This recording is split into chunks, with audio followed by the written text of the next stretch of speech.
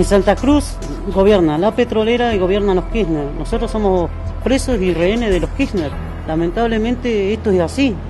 El que no quiera llamarlo de esa manera es porque es tan cómplice como los que los metieron en cana y los torturaron.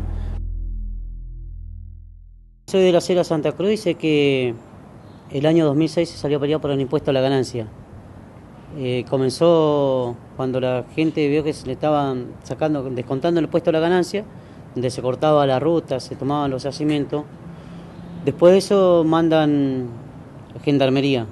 Gendarmería desaloja la ruta y se llevan al vocero de los petroleros de la radio a la alcaldía.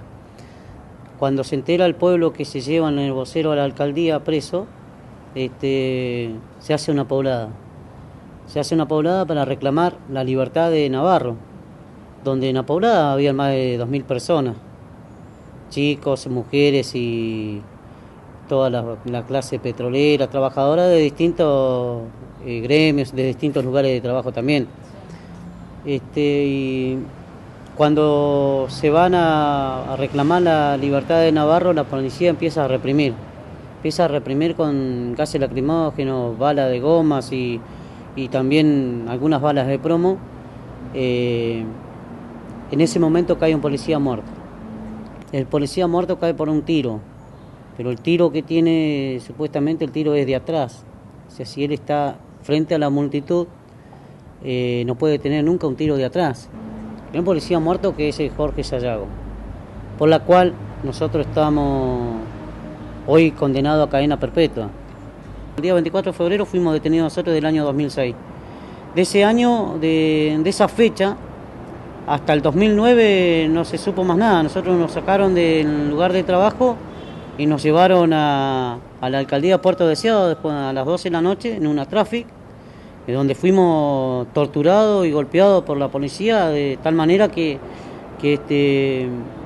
yo, por ejemplo, en personal mío, yo personalmente le rogaba a Dios que volcara la traffic porque ya no soportaba más los golpes que me daba la policía. Se me estaba acusando de una muerte. O sea, fui acusado de una muerte y estoy condenado por una muerte que no cometí. Las pruebas fundamentales no están.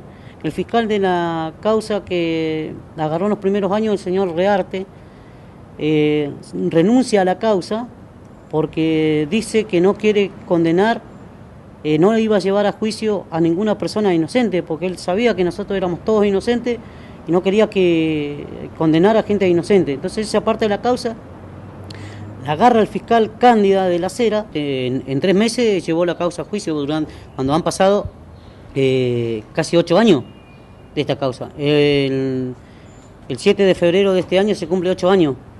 Durante 8 años no se investigó bien y no se supo quién fue el causal de la muerte del policía Sayago. A ellos no le importa la muerte del policía Sayago, le importa callar a los trabajadores que salen a reclamar por su derecho. Hoy yo estoy diciendo que en el 2006 me hicieron abandonar a mi familia. Yo mi familia no la abandoné porque yo quise. Mi familia la abandoné porque ellos quisieron meterme preso, encerrarme durante 3 años. Cuando mi familia me iba a buscar a las alcaldías o a la comisaría, le decían que no sabía dónde estaba.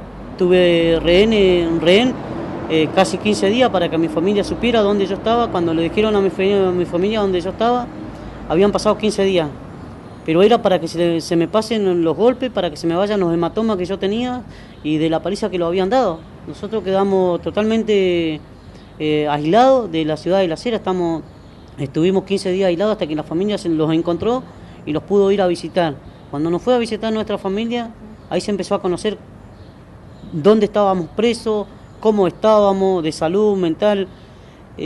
Nosotros de salud, yo personalmente, me encontraron los médicos de Caleta Olivia, me dijeron que a mí no me bombea sangre en la parte en la cabeza del sector derecho.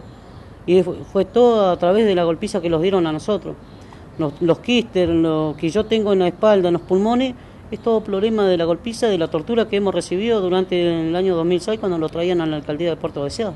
Mi familia estaba compuesta por mi esposa Silvana, por mis hijos mayor que es Marcelo Cortés, Gabriela Cortés, Joan Cortés, Gilda Cortés y Bárbara Cortés.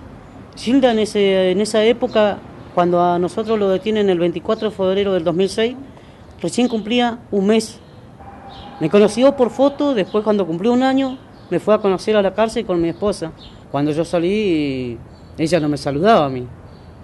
Cuando yo le iba a dar un beso me rechazaba porque no sabía quién era. O sea, no me conocían. Y ella me decía, ¿por qué me tenés tanto cariño si yo no sé quién sos? Que era mi hija. Todo ese sufrimiento fue a través de haber estado encerrado injustamente y hoy condenado a cadena perpetua. Por eso nosotros decimos que estamos siendo condenados injustamente por esta causa.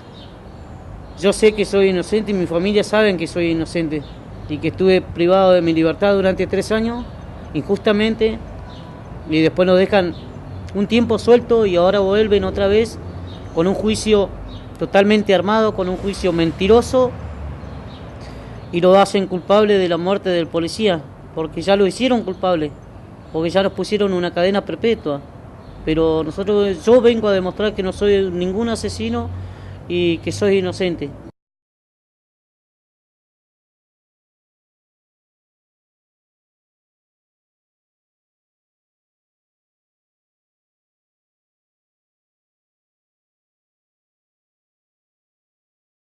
Sí, en noviembre estuvimos con con el hermano de Darío Catriguala, que es Franco Catriguala, donde participamos del acto del 19 y 20 de noviembre.